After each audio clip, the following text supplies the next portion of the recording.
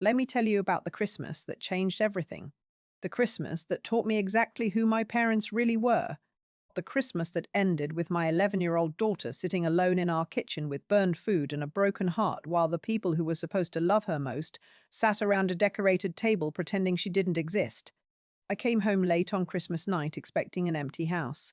My daughter Sophie was supposed to be at my parents' place having the time of her life. Big dinner with the whole family, games with her cousins, the sleepover she had been counting down to for 3 weeks straight like it was the Super Bowl and her birthday combined. She had circled the date on her calendar with a red marker. She had packed her overnight bag 4 days early. She had wrapped presents for everyone with careful precision, spending her own allowance money on things she thought they would like. And for an 11-year-old who took gift giving as seriously as a military operation, this was everything. But when I walked through my front door that night, something was wrong immediately. The house wasn't empty like it should have been. The lights were on. Not the ones I usually left on when I went out. Different lights. Like someone had moved through the house, turning things on as they went. The first thing I noticed was the smell. Something burnt. Not the kind of burnt where you forgot bread in the toaster and it popped up a little too dark. This was different. This was the smell of someone trying to make something special and failing. This was effort that ended in smoke and disappointment. I walked into the kitchen and my heart stopped completely. There was a pan on the stove with something dark and ruined inside it. Whatever it had been originally was unrecognizable now, just a black mass stuck to the bottom like evidence of good intentions gone wrong. A plate sat on the table with crumbs scattered around it like someone had been eating alone, moving quietly through the space, trying not to disturb the silence. And lined up by the back door with heartbreaking precision were gift bags. All of them. Tissue paper still fluffed, tags still attached with names written in Sophie's careful handwriting. Every single present my daughter had spent weeks preparing, arranged neatly like little soldiers who never got to complete their mission. And then I saw her shoes by the door. Her good shoes, the ones she had picked out specifically for Christmas dinner. Her coat hanging on the hook, her backpack slumped against the wall. My 11-year-old daughter was home when she was supposed to be anywhere but here. I called her name and she answered right away from the kitchen table. Not from upstairs in her room, not from the living room, from the kitchen where she had apparently been sitting for who knows how long. She was sitting there in the same outfit I had dropped her off in hours earlier, a dress she had been so excited about, hair that she had carefully brushed, shoulders pulled in tight like she was trying to make herself smaller, trying to disappear into the chair, not crying, not dramatic, just small, just quiet, just sitting there like she'd been waiting for someone to come home and find her and tell her she mattered. I stared at her for a long moment because my brain absolutely could not make sense of what I was seeing. She was supposed to be at my parents' house right now. She was supposed to be surrounded by cousins and Christmas cookies and wrapping paper and the kind of chaos that 11-year-olds live for. She was supposed to be in the middle of a sleepover, probably still awake, probably giggling with her cousins, probably having the best night of her year. Instead, she was sitting alone in our kitchen with a burnt pan on the stove and a look on her face that made my chest hurt. I asked her why she was home and her voice came out flat. Rehearsed. Like she had been sitting there for hours practicing how to say it without completely falling apart. Like she had been preparing herself for this exact conversation. She said they turned her away. I did not understand those words at first. My brain absolutely refused to process them. They didn't make sense in any reality I understood. I asked her what she meant by that. I asked her to explain because surely I had misheard. Surely she meant something else. She told me, slowly. She meant something else. She told me, slowly, carefully, like she was trying not to make it sound as bad as it was. She told me that when she got to their door, my mother opened it and looked surprised. Not happy surprised. Not, oh, I forgot you were coming, but I'm so glad you're here, surprised. Just surprised. Like she had genuinely forgotten Sophie was expected. Like the child who had been talking about this day for weeks was suddenly an inconvenience that had shown up unannounced. And then my mother said there wasn't enough space. Not enough space for an 11-year-old. At a family Christmas dinner in a house with 6 bedrooms and a dining room that could seat 12 people comfortably. Not enough space in a house that my grandmother had given them specifically so they would have room for family gatherings. Sophie told me her Aunt Meredith was standing behind my mother in the hallway. She made a sound. Just a little, oh? the kind of sound people make when they're embarrassed, but not enough to actually do anything about it. The kind of sound that acknowledges something is wrong without taking any responsibility for fixing it. And my father, standing somewhere in the background, said they shouldn't start any drama, because apparently letting a child inside on Christmas would have been dramatic. Because acknowledging that something deeply wrong was happening would have disrupted the perfect holiday atmosphere they had created for everyone else. Sophie told me her cousin Tyler was there too. He laughed when he saw her. He said her dress looked stupid. He said it looked like something from a thrift store, and nobody stopped him. Nobody told him to be quiet. Nobody said that was unkind. They just let him say it while Sophie stood there on the doorstep holding her carefully wrapped gifts. She told me she tried to give my mother the present she had made for her, an ornament with my mother's name painted on it in careful letters that Sophie had practiced over and over until they were perfect. She had worked on it for days. She had been so proud of it. She couldn't wait to see my mother's face when she opened it. My mother didn't even touch it. She didn't reach out to take it. She just looked at it and said, "Not now." Like Sophie was trying to hand her junk mail instead of a gift made with love. Sophie told me she asked if she could use their phone because hers had died on the walk over. She wanted to call me. She wanted to tell me what was happening. She wanted me to come get her. She wanted help. My mother said no. She said it would just make things harder. She said I was busy and shouldn't be interrupted. She said Sophie could handle walking home because it wasn't that far. And then my father told Sophie she should just go. He said the walk would be good for her. He said it wasn't far at all. He said it wasn't far at all. He said she knew the way. Except Sophie didn't know the way. Not really. Because we always drove. She had never walked that route before. She didn't know which streets to take. She didn't know which turns to make. She was 11 years old, and it was dark and cold and Christmas night, and every house she passed had lights in the windows and families inside, celebrating together. So my 11-year-old daughter picked up every gift she had brought. She arranged them carefully in her arms. She turned around and walked away from the door while her grandparents and her aunt and her cousins went back inside to their warm house and their full table and their perfect Christmas that apparently had no room for her. She walked home alone, through streets she didn't know well, in the dark, on Christmas night, carrying bags that got heavier with every block, passing windows full of families and lights and warmth that she wasn't allowed to be part of. When she got home to an empty house, she was hungry. She had expected to eat dinner with everyone. She hadn't eaten since lunch, so she went into the kitchen and tried to figure out what to do. She wanted to make Christmas feel like Christmas even though she was alone.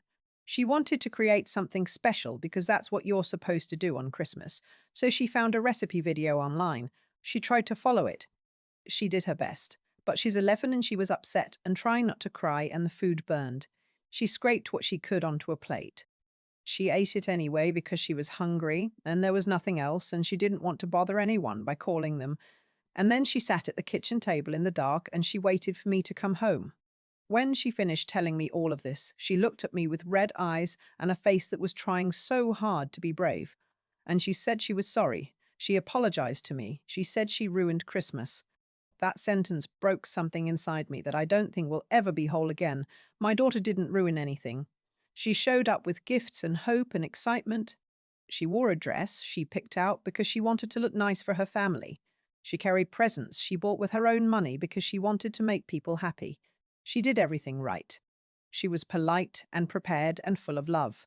And the people who were supposed to love her back looked at her standing on their doorstep and decided she didn't deserve a chair at their table. They decided their convenience was more important than her heart. They decided that whatever reason they had invented for excluding her was more valid than her feelings. I didn't shout. I didn't grab my keys and drive over to my parents' house and bang on their door. I didn't call them screaming. I didn't send angry texts. Sophie didn't need to hear that. She didn't need to feel like she had started a war. She didn't need to think that her pain had caused more pain, so I held her instead. I wrapped my arms around my daughter, and I let her cry into my shoulder while I stayed very calm on the outside, even though inside I was absolutely coming apart. I made her hot chocolate, extra marshmallows, the good kind that she only gets on special occasions. Because if there was ever a time to break out the good marshmallows, it was when your child had just been rejected by her own family on Christmas. I sat with her at the table and I let her talk when she wanted to, and I let her be quiet when she needed to be. I didn't push. I didn't demand details. I just stayed there with her in the kitchen that smelled like burnt food and broken expectations.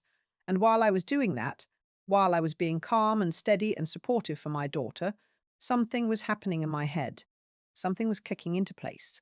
Something cold and clear and absolutely certain. I wasn't going to let this go. I wasn't going to pretend it was fine. I wasn't going to smooth it over and show up at the next family gathering acting like nothing had happened. I wasn't going to teach my daughter that this was acceptable, that this was something she should forgive and forget. I was going to take action. I was going to make sure there were consequences. I was going to protect my child the way my parents should have protected her, and didn't. And 5 hours later, my parents' comfortable lives started to unravel in ways they never saw coming. Now, before I tell you what happened next, I need to give you some context, because this didn't come out of nowhere. My parents didn't wake up on Christmas morning and suddenly become the kind of people who would turn away a child. They had always been this way. The signs had always been there. They had just gotten better at hiding it over the years, better at making it look like normal family dynamics instead of what it actually was. I grew up as the family disappointment. I'm not being dramatic. I'm not exaggerating for effect. That was my actual role. My older sister Meredith was the golden child, the one who could do no wrong, the one whose name was always said with pride while mine was said with a sigh, or sometimes not said at all. My parents didn't hide their favoritism. They didn't pretend to treat us equally. Meredith got attention and praise and support. I got tolerance on good days and criticism on bad ones. When I was a kid, my mother used to say I was so much work, not in a cruel way, which somehow made it worse. She said it casually, matter of factly, the way you might say this suitcase is heavy or this traffic is annoying, like needing care was a character flaw. Like requiring attention was a burden I was selfishly placing on her. My father was different, but not better. He just ignored me. He would talk to Meredith about her day, her friends, her activities. He would ask me if I had done my homework. That was the extent of our relationship. I learned very young that I was on my own, that asking for help meant being told I should handle it myself, that needing anything meant being too much. And then I got pregnant. Young, unplanned. The father was around just long enough to make promises, and then he disappeared like smoke. By the time Sophie was born, I was completely alone. My parents' reaction wasn't support. It was judgment. My father's first words when I told them weren't, "How can we help?" or "We'll get through this." His first words were asking if they were expected to pay for this, like I had walked in and handed them a bill. My mother said I was ruining the family, not ruining my life, not making things harder for myself, ruining the family. Like my pregnancy was a personal attack on their reputation, like I had gotten pregnant specifically to embarrass them. They bought me exactly one baby item, one onesie. My mother held it up at a family gathering and made a big show of how much they were helping me, how supportive they were being, how they were standing by me even though I had made such a terrible choice. Then they went back to their lives and essentially forgot I existed, unless they needed to use me as an example of what not to do. I moved out as soon as I could. I raised Sophie alone. I worked full-time at jobs that barely paid enough. I took night classes when I could scrape together tuition money. I ate ramen and bargain brand everything so Sophie could have what she needed. I postponed my own life over and over again because that's what you do when you're a parent and you're doing it alone. It wasn't glamorous. It wasn't the life I had imagined for myself, but it was mine. And I built it without asking my parents for a single thing because I knew they would hold it over my head forever. Meredith, meanwhile, got everything handed to her. She got help with college. She got help with her wedding. She got help buying her first car. And she acted like she had earned all of it through hard work and good choices. The one person in my family who never treated me like a mistake was my grandmother. Gran, my father's mother. Gran was a force of nature. She was blunt to the point of being rude sometimes. She was stubborn. She was frugal in ways that bordered on extreme. She once told me that anyone who pays full price for anything deserves whatever financial troubles they get. She said it completely seriously, like it was a moral principle. But Gran loved without conditions. She showed up when it mattered. She never made me feel like I needed to apologize for existing. When Sophie was born, Gran was the only person who acted genuinely happy. The only person who looked at my baby and saw a blessing instead of a burden. As Sophie got older, Gran was the one who came to school events when I had to work. She was the one who babysat when I needed help. She was the one who slipped me money sometimes with strict instructions not to tell anyone because she didn't want the rest of the family thinking she was playing favorites. She wasn't playing favorites. She was just loving the people who actually needed love instead of the ones who only wanted it when it came with benefits. As Gran got older, things got harder for her physically. Her legs started giving her trouble.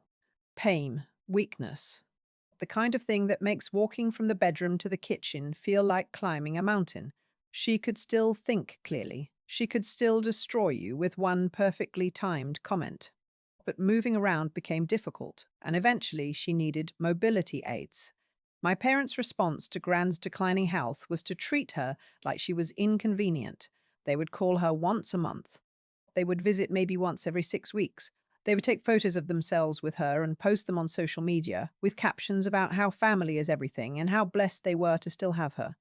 Then they would leave and not think about her again until the next scheduled visit. Meredith was even worse. She would show up once in a while with flowers or a card and make a big production of how much she cared. Then she would disappear for months. I was the one who actually took care of Gran. I drove her to doctor appointments. I brought her groceries every week.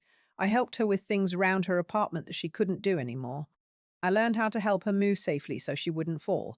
I took a caregiving course because I wanted to do things right and I couldn't afford to hire professional help for her. And the more time I spent with Gran, the more I noticed something that made my stomach turn. My parents treated Gran exactly the way they treated me, like a burden, like a task on a to-do list, like something to tolerate until they could go back to their real lives. The difference was that Gran had money, not a fortune, but enough. And my parents knew it. At some point, years ago, Gran had helped my parents buy a house. I'm fuzzy on the exact details because I wasn't involved. But the story that everyone in the family told was that Gran gave them the house, just gave it to them, because she was generous and because she wanted them to have space for family. The house became known in family conversations as the house Gran gave them. People said it with reverence, with gratitude that always sounded a little bit performative. My parents moved into that house and proceeded to treat it like it was completely theirs. They renovated, they redecorated, they hosted family events there and acted like they had achieved it all through their own hard work. And after they got the house, they visited Gran even less. It was like once she had given them what they wanted, her purpose was complete. Gran never said anything about it, she just watched. And I think she was taking notes. That's the context you need to understand what happened next. That's the family dynamic that had been building for years. That's why Christmas wasn't an isolated incident. It was just the first time they did something so blatant that it couldn't be ignored. After Sophie fell asleep that night, exhausted from crying and pretending to be okay, I sat in the dark kitchen staring at the burnt pan and trying to figure out what to do. I wanted to drive to my parents' house and scream at them. I wanted to make them explain themselves. I wanted to stand in their perfect living room with their perfect Christmas decorations and ask them how they could do this to a child, but that wouldn't help Sophie. That would just be me making myself feel better, and this wasn't about me. So instead, I just sat there, and then my phone buzzed. Gran? She was calling late. Gran didn't usually call late. She went to bed early and got up early and lived on a schedule that hadn't changed in 40 years. I answered, and she didn't waste time on pleasantries. Gran never did. She asked where Sophie was, and I told her she was asleep. Then Gran asked why Sophie was home instead of at my parents' house where she was supposed to be, and I realized I hadn't told anyone yet what had happened. I had been so focused on taking care of Sophie that I hadn't thought about making calls or sending updates, so I told Gran everything. I switched to video so she could see my face, and I told her about the door and the rejection and the walk home and the burnt pan and the gifts still sitting by our door unwanted. Gran's face went very still while I talked. The kind of still that means someone is processing information and deciding what to do about it. The kind of still that comes right before a storm. When I finished, Gran was quiet for a long moment. Then she said something I didn't expect. She said she gave my parents that house so they would have space for family. She said those exact words, space for family. Then she said she was going to undo it. I didn't understand what she meant. I told her you can't ungift a house. Once you give someone property, it's theirs. That's how it works. Gran smiled. It wasn't a warm smile. It was the smile of someone who knew something everyone else had missed. The smile of someone who had been waiting for the right moment and had finally found it. She said, I would be surprised what you can do when people don't read the paperwork carefully. I asked her what she meant, but she just told me to lock my doors and ended the call. Classic Gran. Drop a cryptic statement and disappear. I sat there staring at my phone trying to figure out what had just happened. Gran had clearly made some kind of decision. I didn't know what it was yet, but I knew it wasn't going to be small. About an hour later, my phone rang again. My mother, she didn't say hello, she didn't ask how I was. She just started yelling. She demanded to know what I had done. She said Gran had called them. She said Gran was saying things that didn't make sense. She said Gran was claiming the house wasn't theirs. She said Gran was talking about them moving out. My mother's voice was panicked in a way I had never heard before. Not angry panicked, scared panicked. I told her I didn't know what she was talking about, which was true. I genuinely didn't know what Gran had said to them. My mother didn't believe me. She accused me of poisoning Gran against them. She called me manipulative. She said I had always been jealous of what they had. She said I was trying to destroy the family because I was bitter about my own failures. The irony of her calling me bitter while she screamed about losing a house was apparently lost on her. I tried to tell her that Sophie had been turned away at their door. I tried to explain that my daughter had walked home alone on Christmas night. I tried to make her understand what they had done. My mother cut me off. She said they didn't have enough chairs. She said it like that explained everything. Like a lack of chairs was a reasonable excuse for turning away a child. I told her Sophie had asked to use their phone and they said no. My mother said it would have just made things more complicated. She said it was easier for Sophie to walk home. She said I should have kept Sophie with me if I didn't want her to be inconvenienced. Inconvenienced. Like being rejected by your family on Christmas is a minor inconvenience. Like walking home alone in the dark is just a small hiccup in an otherwise lovely evening. I told my mother that what they did was unforgivable. She laughed. Actually laughed. She said I was being dramatic. She said I was always making mountains out of molehills. She said Sophie was fine and I was overreacting. Then she said something that made everything crystal clear. She said they should have excluded me from the family a long time ago.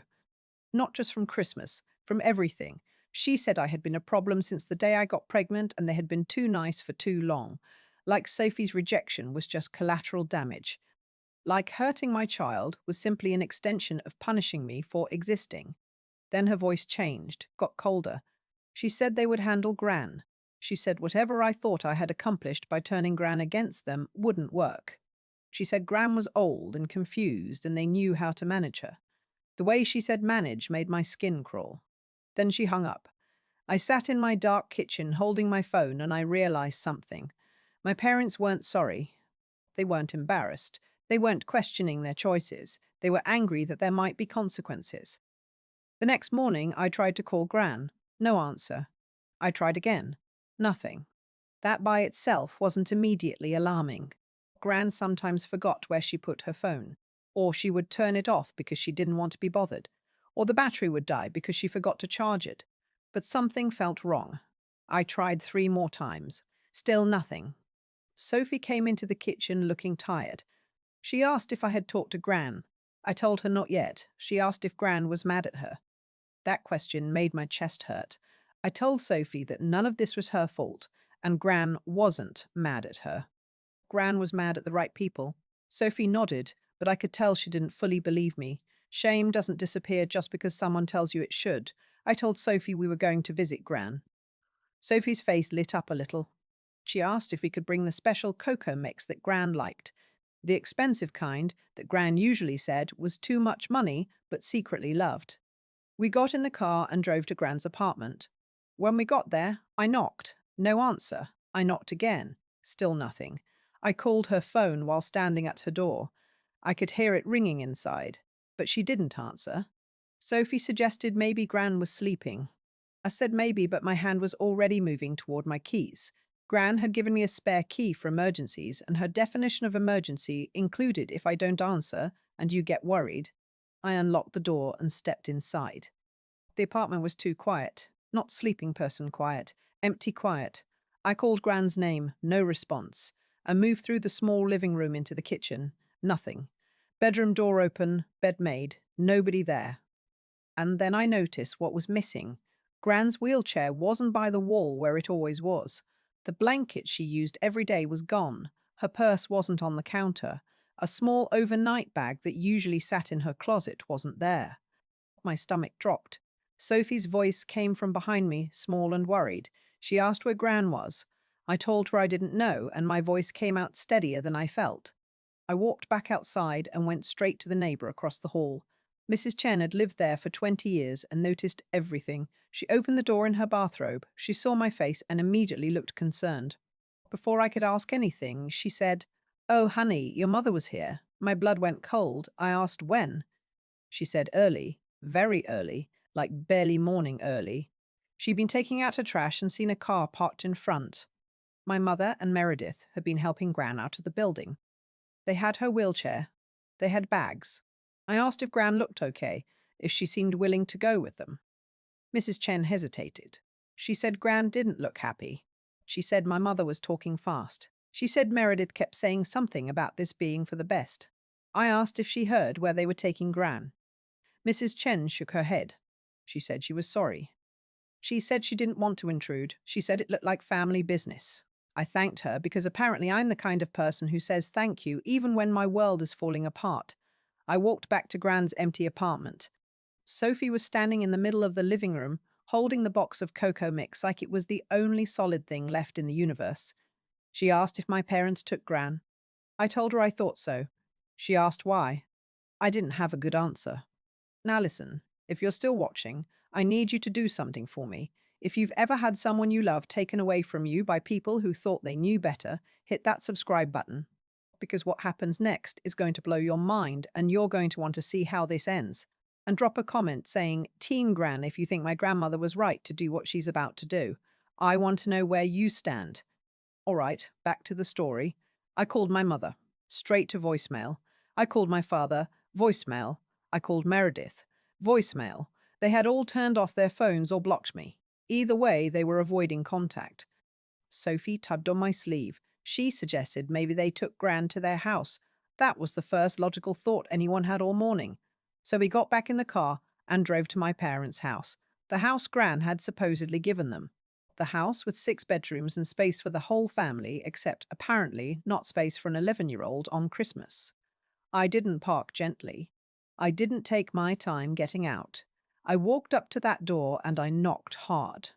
My mother opened it like she had been waiting. Her face was already set for battle. I asked where Gran was. My mother's eyes narrowed. She told me to lower my voice, like volume was the problem. Like if I asked quietly enough, kidnapping your mother-in-law would be acceptable. I asked again, "Where is Gran?" My mother said she was fine. She said I wasn't barging in to upset her. She said I had caused enough trouble. I told her I wasn't there to argue. I just wanted to see my grandmother. My mother physically stepped into the doorway, blocking me, like a bouncer at a club. She said after what I had done, I didn't get to see anyone. I asked her what exactly I had done. I asked her to explain what my crime was. She said I had turned Gran against them. She said I had manipulated a confused old woman. She said I was trying to steal their house. I told her the only thing I did was come home to find my daughter alone with burnt food because they shut a door in her face. My mother told me not to start, like I was the one being unreasonable. Sophie was standing behind me, very quiet, very still, watching her grandmother refuse to let us in.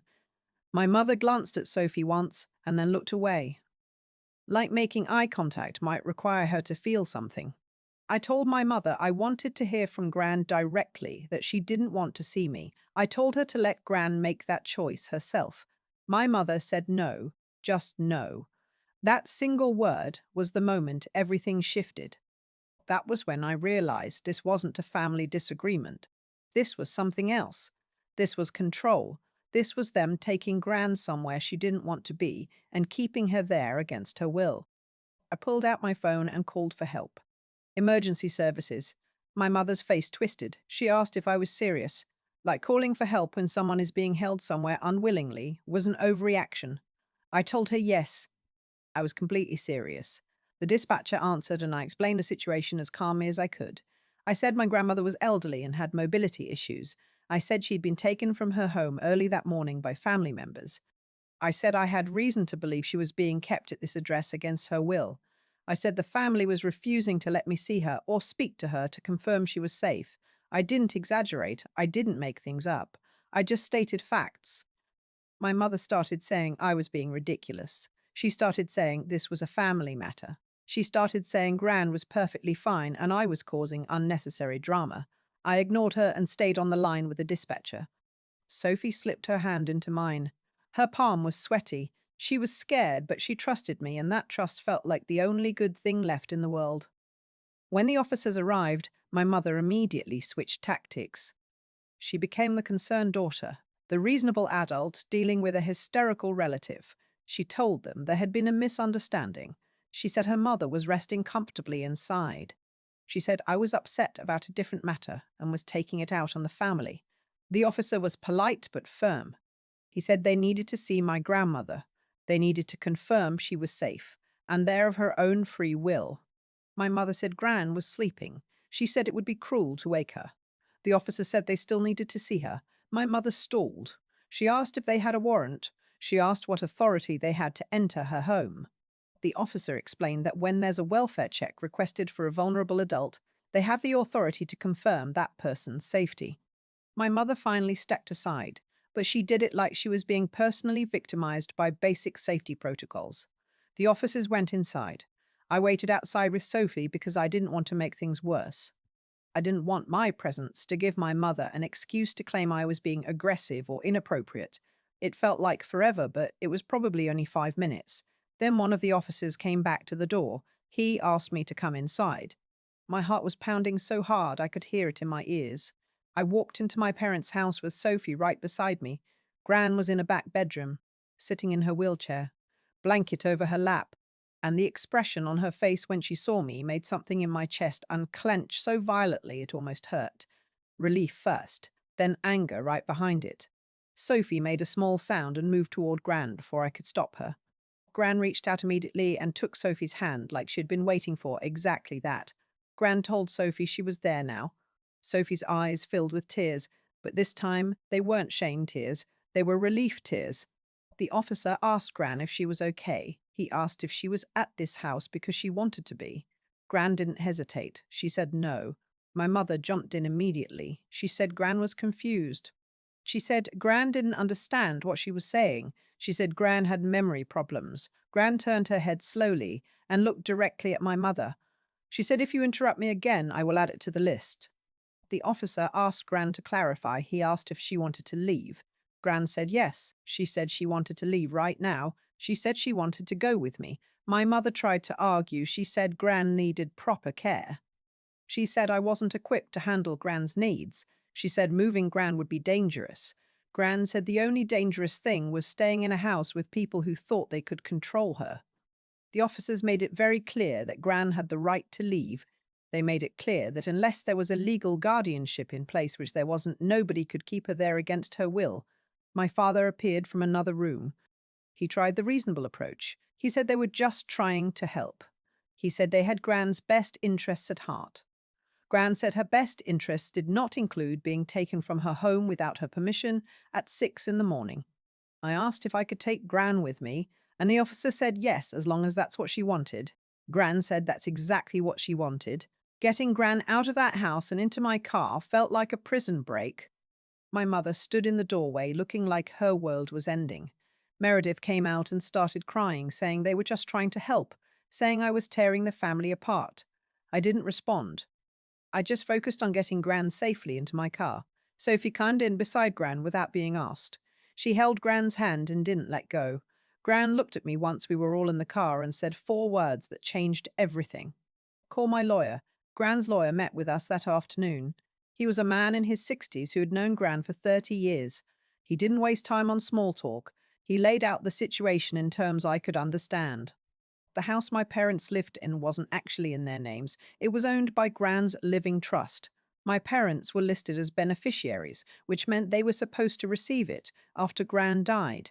But while Gran was alive, the house was still hers, and she could change the beneficiaries whenever she wanted. My parents had been treating the house like it already belonged to them for years, but legally they own nothing. The lawyer also explained that Gran had significant savings, about $200,000 in various accounts. All of it was set up the same way. Beneficiaries could be changed. Nothing was locked in stone. Gran looked at her lawyer and told him to change everything. All of it. She said my parents didn't get rewarded for turning away a child at their door. She said they didn't get rewarded for taking her from her home without her permission.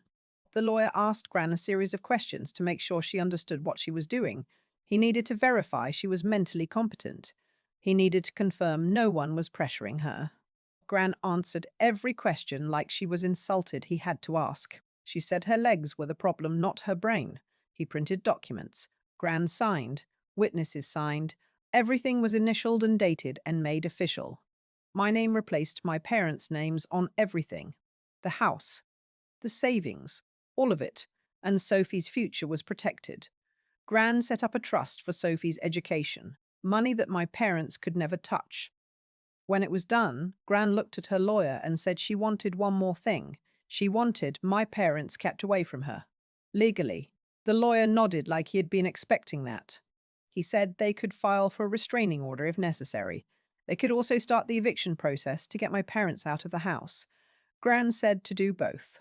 Sophie had been sitting quietly through all of this, holding Gran's hand, watching the adults handle adult things. When Gran looked at her and told her that next Christmas she wouldn't be standing outside anyone's door, Sophie finally smiled. A real smile. The first one I had seen since Christmas night. I wish I could tell you my parents accepted what happened gracefully.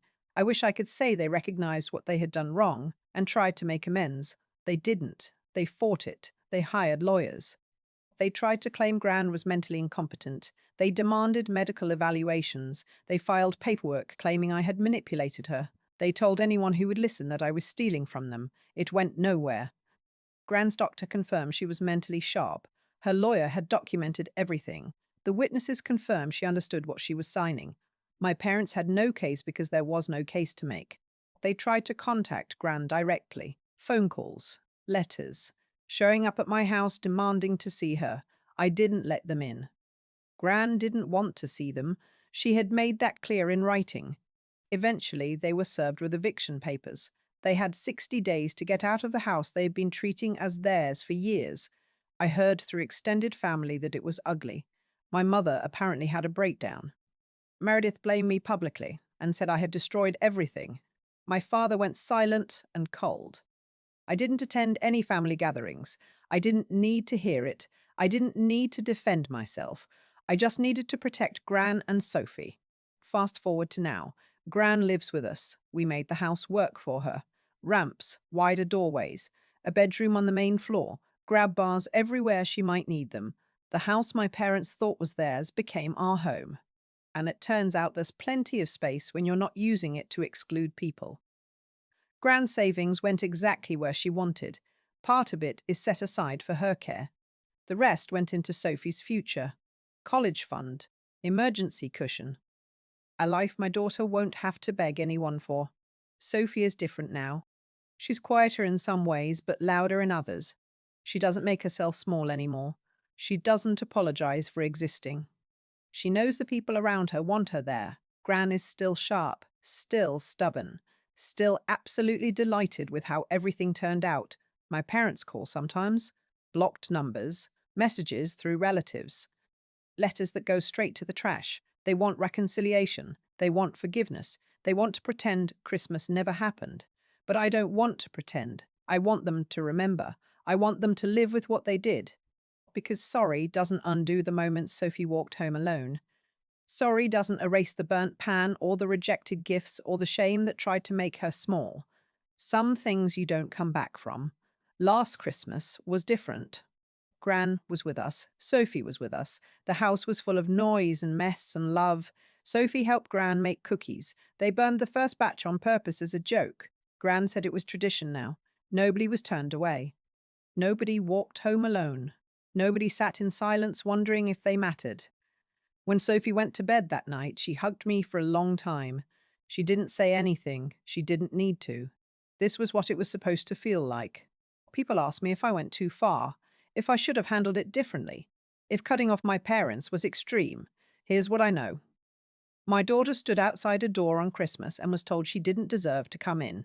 That's not a misunderstanding. That's a choice.